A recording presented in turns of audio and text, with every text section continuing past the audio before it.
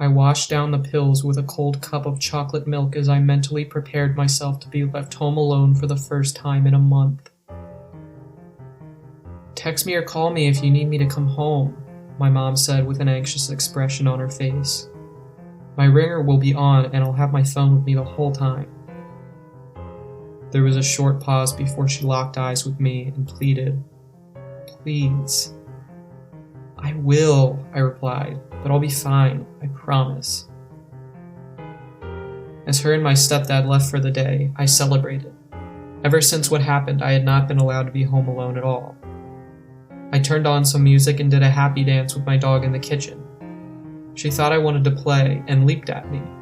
I laughed and began to play with her as my other, smaller, older dog barked in the background. After several hours, it became pitch black outside. My younger dog, Marley, begged me to let her outside so she could go to the bathroom.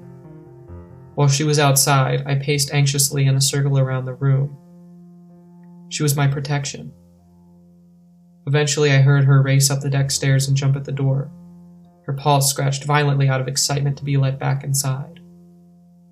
Something about the scratches sounded off, however, almost like less claws were behind them, yet they were weightier. Nervously, I flicked the lights on. Just as my hand raised, however, I heard her scatter away from the door. I saw nothing. I opened the door and called for her. She barked a few times in response before running inside and straight to the front door, barking and howling like I'd never heard before.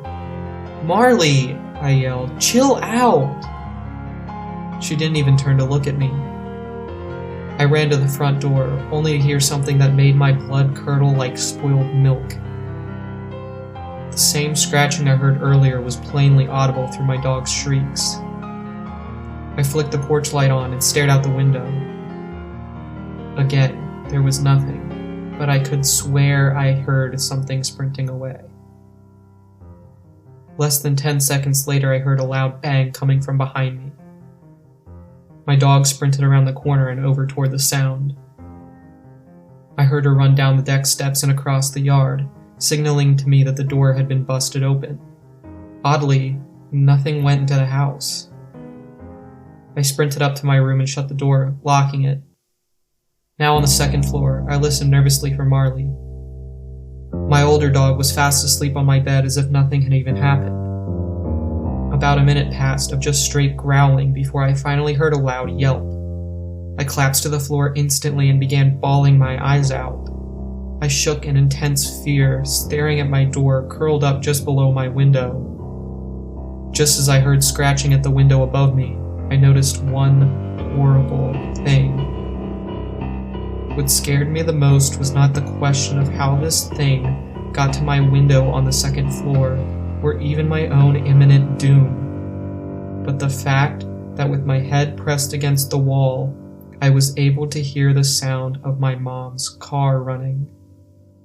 In the instant after realizing this, I could faintly hear glass breaking, and then horrific screams of terror. With a loud thud in the next moment, my window popped out of its frame.